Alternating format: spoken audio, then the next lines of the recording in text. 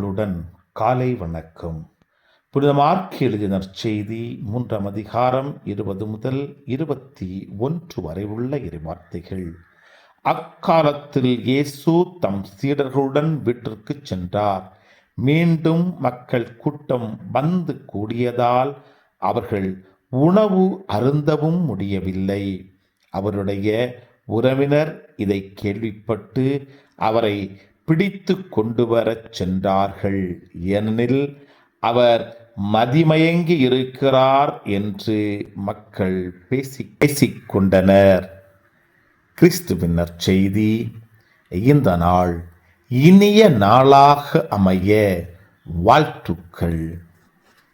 चल चला चल सल सल सल चल चला चल चल चला चल பல பல பல புதுமைகள் பெருமைகள் இனிமைகள் இறங்கிய நல்ல நாள், ஒரு நல்ல நாள், நம் தேவன் தந்த நாள். இது நல்ல நாள், ஒரு நல்ல நாள், நம் தேவன்